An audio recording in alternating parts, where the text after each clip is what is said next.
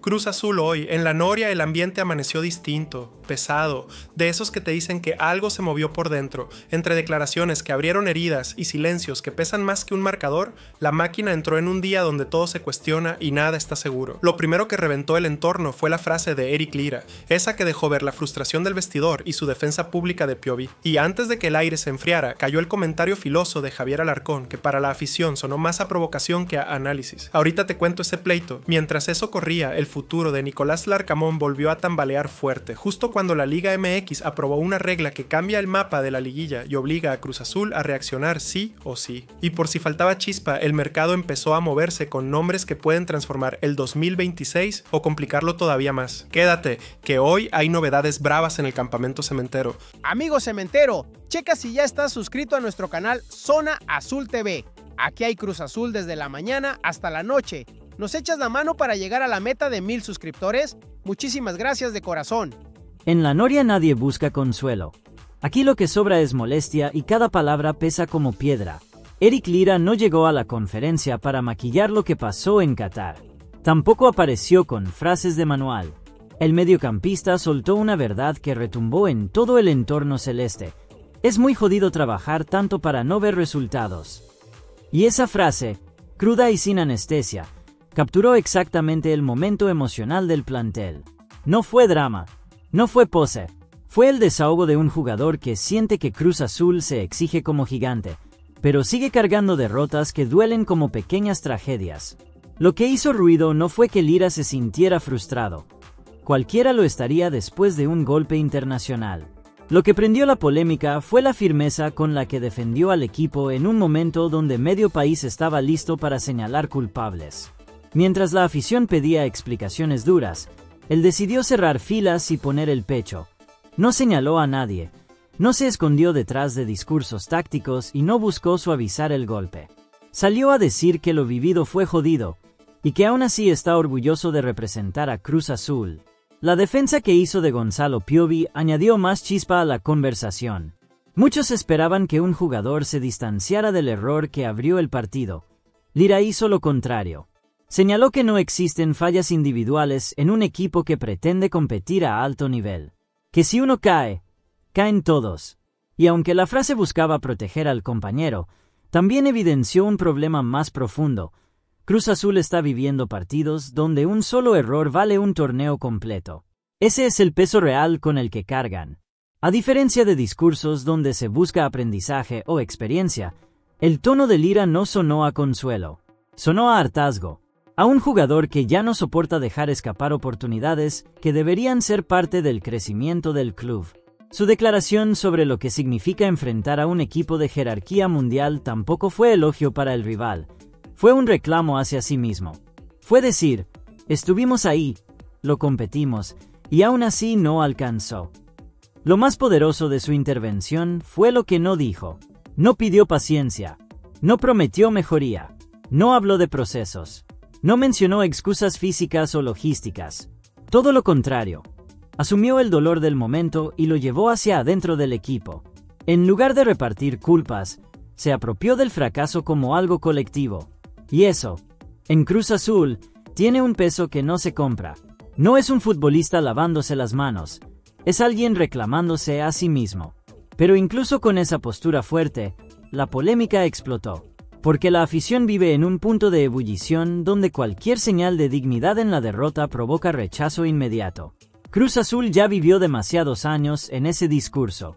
Y cuando un jugador habla desde la herida, existe el riesgo de que la gente interprete vulnerabilidad como resignación. Ese es el choque emocional que atraviesa al club. Los jugadores creen que mostrarse humanos es liderazgo. Parte de la afición quiere distancia, firmeza y victorias, no sensibilidad. Y si en México el ambiente ya estaba incendiado, lo que llegó desde Argentina terminó de reventar el día. Lo que pasó en Doha no se quedó en Doha. La jugada que marcó el partido cruzó continentes y explotó en la prensa argentina con una dureza que sorprendió hasta a quienes ya estaban molestos por el resultado. No fue tratado como un simple fallo. Fue una exhibición pública del error de un compatriota que hoy viste la camiseta de Cruz Azul. La reacción fue inmediata. Clarín, uno de los diarios más leídos del país, calificó la acción como un despropósito increíble, subrayando que un jugador de su experiencia no puede fallar de esa manera en un partido de tal magnitud. Infobae fue igual de contundente. Habló de un regalo inexplicable, dejando en claro que para ellos la jugada no fue producto de presión rival, sino un error individual imperdonable. TYC Sports lo definió directamente como un blooper que condicionó todo, y Beatball, especializado en fútbol internacional, remarcó la falta de control emocional del defensa en un duelo que pedía temple absoluto. Pero quien encendió la mayor polémica fue Olé. El diario deportivo no solo calificó la jugada como insólita, subrayó que no es habitual en la carrera de Piovi cometer un error de ese tamaño, insinuando que el jugador no está logrando adaptarse a la presión emocional del fútbol mexicano. Esa frase golpeó fuerte en Cruz Azul porque tocó una herida que ya venía abierta. ¿Los refuerzos están entendiendo realmente lo que significa jugar con esta camiseta? Lo más llamativo es que la prensa argentina suele proteger a sus futbolistas cuando fallan en el exterior. Esta vez fue todo lo contrario. La crítica fue directa, pública y sin matices. No hubo intención de suavizar, ni de contextualizar, ni de proteger. Parecía más un juicio que un análisis, y el nombre de Cruz Azul quedó en medio de ese veredicto. Para la afición celeste, el golpe fue doble. Por un lado, la sensación de ver a un jugador propio expuesto por su propio país. Por otro, la comprobación de que, más allá de los momentos en los que la máquina compitió, lo que terminó viajando por todo el continente fue la falla individual.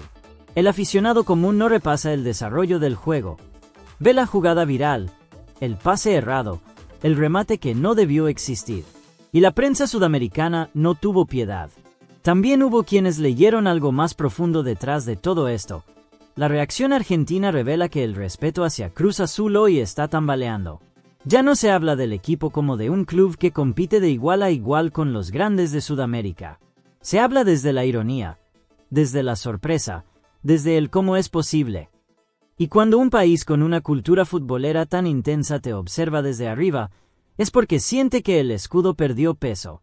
Dentro del club, el malestar creció por razones distintas. No tanto por la crítica, los jugadores saben que los errores se pagan, sino por la forma en que el nombre de Cruz Azul fue arrastrado al centro del debate internacional como símbolo de descontrol. Las imágenes de Piovi abandonando el estadio con el rostro tenso, captadas por cámaras argentinas, circularon más allá del marcador. El foco fue la reacción emocional del jugador, no el partido en sí. Y eso alimenta una narrativa peligrosa. Cuando el escudo deja de imponer, cualquier gesto se convierte en sentencia. Y cuando parecía que ya todo estaba dicho tras la derrota, apareció una voz que nadie esperaba escuchar con tanta frialdad. Javier Alarcón sorprendió al americanismo, pero sobre todo al cruzazulismo, cuando rompió el silencio con un análisis que dolió más que cualquier comentario desde Brasil o Argentina. No se vistió de aficionado, ni buscó empatía. Habló como quien conoce el fútbol mexicano desde adentro y no tiene problema en señalar lo que otros prefieren maquillar. Y su sentencia fue clara. Él esperaba que Cruz Azul perdiera. No lo dijo con burla, tampoco con morbo. Lo dijo con la naturalidad de quien lleva años viendo a la máquina quedarse a medio camino. Según él, el nivel mostrado en las semanas previas ya advertía que el choque ante Flamengo no iba a ser parejo. Para Alarcón, Cruz Azul llegó con limitaciones claras, sin la contundencia emocional que exige un partido internacional y con un desgaste competitivo que se notaba incluso en los entrenamientos. Su sorpresa no fue la derrota, fue que la máquina compitiera más de lo que él imaginaba. La frase que encendió todo fue directa: Cruz Azul compite 2 escalones arriba de lo que yo esperaba. No fue elogio, fue un diagnóstico incómodo. Lo que dijo entre líneas fue todavía más punzante.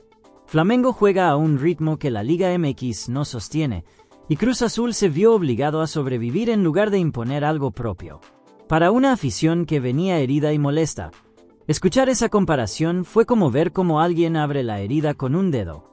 Alarcón insistió en que no existen derrotas honrosas, pero usó la palabra digna para describir el esfuerzo celeste. Y ahí estalló la polémica. Para un sector de la afición, hablar de dignidad es seguir atrapado en el mismo discurso de siempre: competir, correr, luchar y perder. Para otros, Su comentario reflejó algo que pocos quieren aceptar. Cruz Azul ya no intimida afuera de México. Otro punto que remarcó fue la distancia presupuestaria y de jerarquía. No lo dijo como excusa. Lo dijo para subrayar que si Cruz Azul quiere codearse con clubes sudamericanos de élite, no puede depender de esfuerzos aislados o partidos buenos. Necesita estructura, plantilla profunda y una identidad que no se diluya contra rivales de alto calibre. Según Alarcón, la máquina mostró orden, mostró valentía, pero no mostró poder. Y sin poder, los partidos grandes se te escapan. Su análisis fue tan frío que desconcertó incluso a quienes suelen coincidir con él. Aseguró que la máquina jugó mejor de lo que esperaba, pero inmediatamente remarcó que no le alcanzó para nada. Y esa contradicción aparente fue, para muchos, la síntesis perfecta del semestre. Un equipo que compite, pero que no consigue golpear.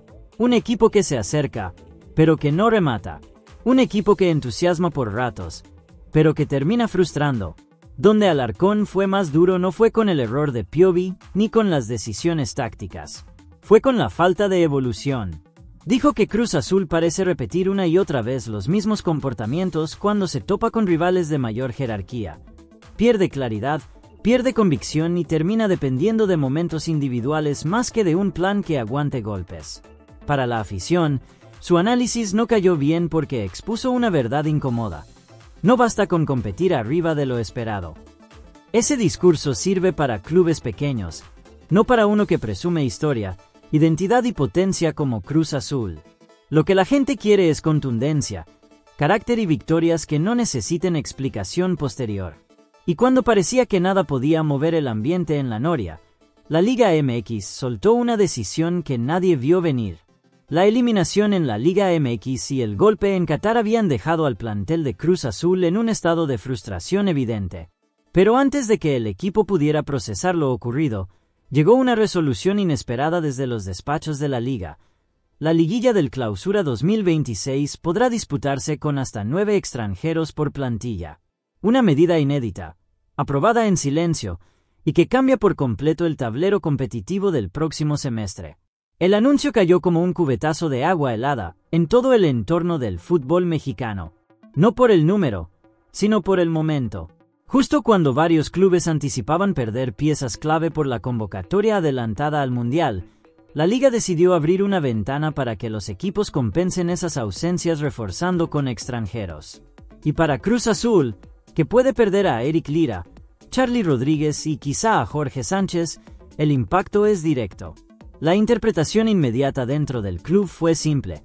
La decisión abre margen para no llegar debilitado a la fase más exigente del torneo. Si la máquina suele sufrir cuando pierde a sus referentes nacionales, ahora podrá cubrir esos huecos con jugadores internacionales que ya vienen adaptados al ritmo del plantel. Pero lo que se discutió en voz baja fue otra pregunta incómoda. ¿Por qué esta regla aparece justo ahora, en un semestre donde varios equipos grandes dependen demasiado de sus seleccionados mexicanos?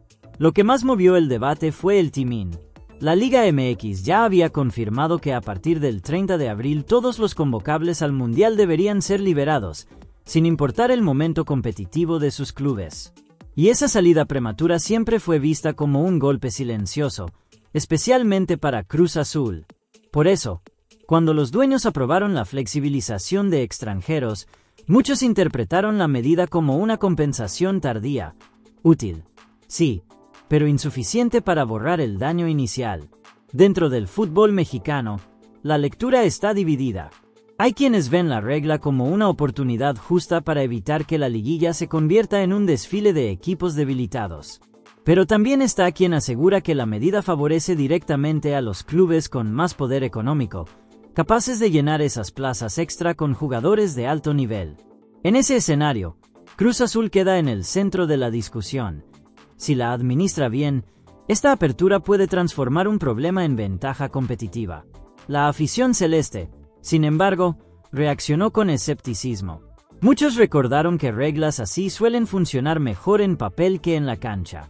La máquina ya demostró, en varias ventanas, dificultad para cerrar refuerzos de impacto en el tiempo adecuado. Tener vacantes disponibles no significa resolver los agujeros dentro del campo. El aficionado quiere nombres, no autorizaciones administrativas. Aún así, el ambiente cambió. La directiva ahora tiene una obligación clara: aprovechar esta flexibilización para construir un plantel que sobreviva al caos del calendario y llegue a la liguilla sin depender de milagros.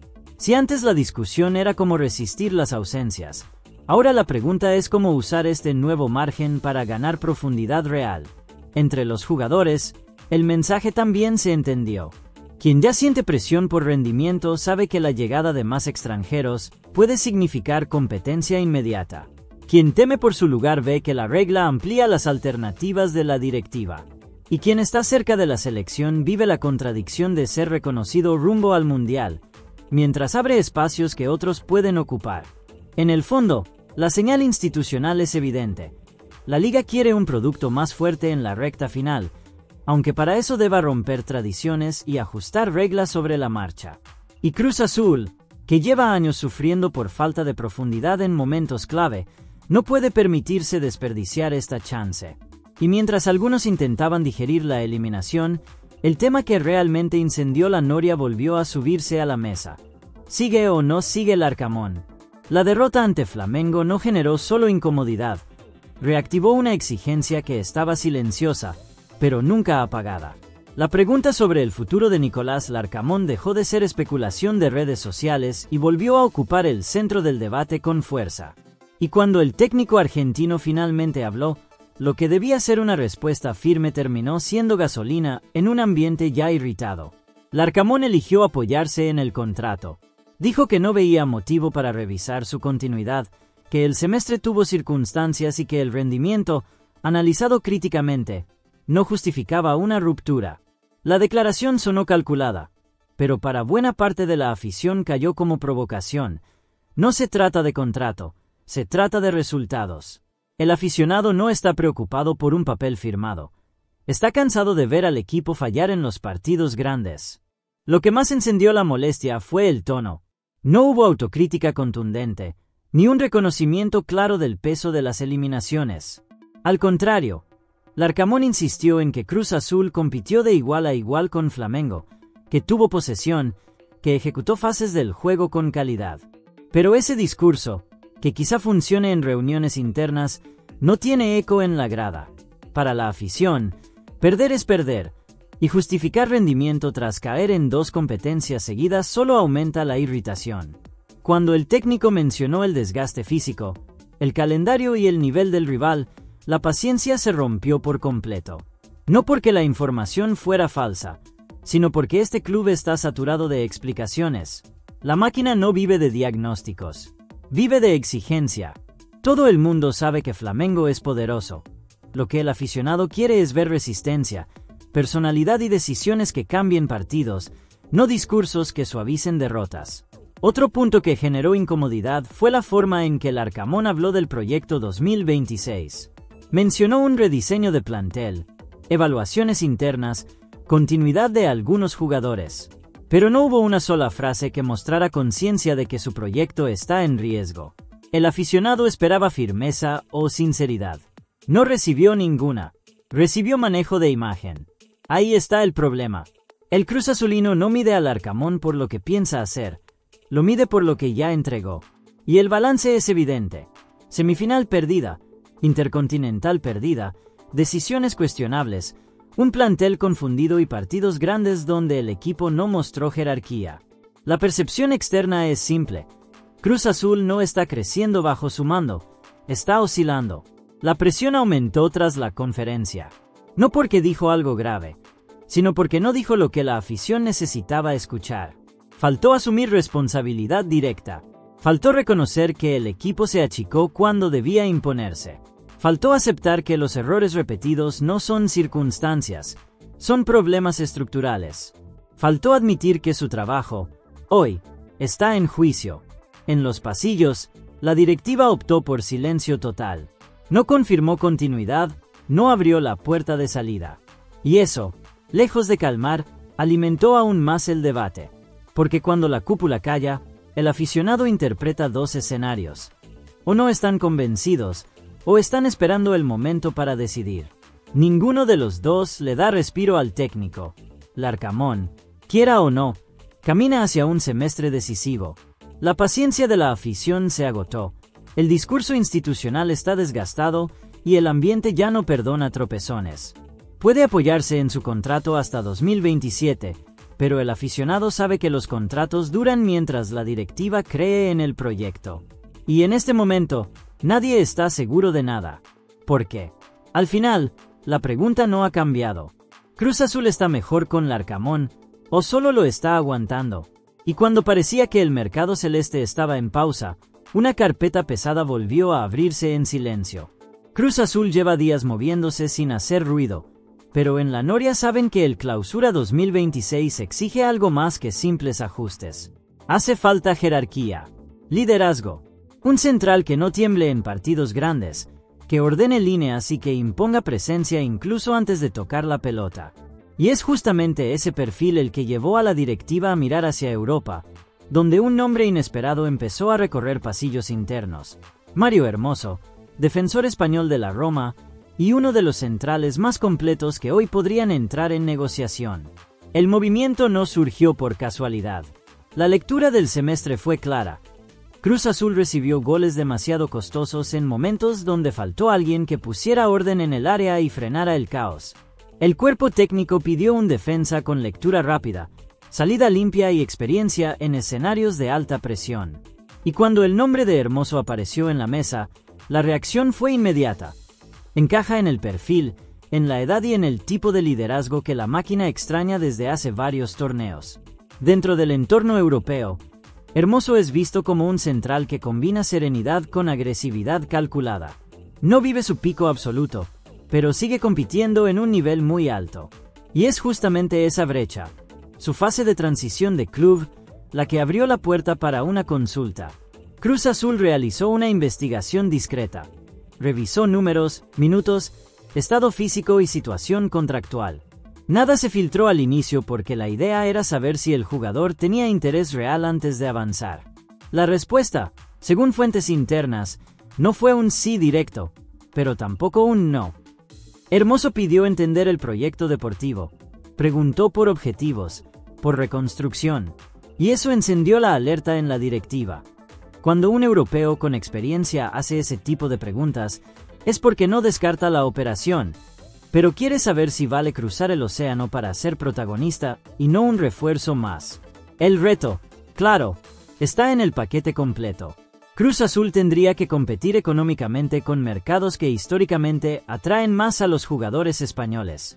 Pero la máquina tiene algo que pocos ofrecen: calendario lleno, exposición continental, liderazgo inmediato y una liga que cada vez suma más nombres buscando reinvención. Esa combinación es la que mantiene vivo el expediente. La posibilidad no es sencilla, y nadie dentro del club usa la palabra cerca. Lo que existe, hasta ahora, es una negociación en fase inicial, con análisis internos avanzados y margen para evolucionar. El interés es real, y cuando la directiva se mueve con este nivel de silencio, normalmente es porque ve en el jugador más que un refuerzo, ve una solución. El punto clave es que Hermoso, a sus 30 años, está entrando en una etapa de la carrera donde el protagonismo pesa tanto como el salario. Un jugador así no acepta cualquier oferta, elige proyecto, quiere un rol claro, responsabilidad directa y un entorno competitivo. Si Cruz Azul logra transmitir eso con fuerza, la operación deja de ser un sueño y se vuelve una disputa verdadera. Por ahora, el club prefiere no acelerar declaraciones. No quiere prometer, no quiere filtrar avances que aún no existen, no quiere presionar al jugador. Pero tampoco quiere cerrar la puerta al que podría ser uno de los fichajes más importantes del próximo torneo. Y por eso, en el silencio donde el mercado realmente se decide, una frase empezó a circular en los pasillos de la Noria. Si Mario Hermoso dice que sí, todo el proyecto defensivo del 2026 cambia de nivel.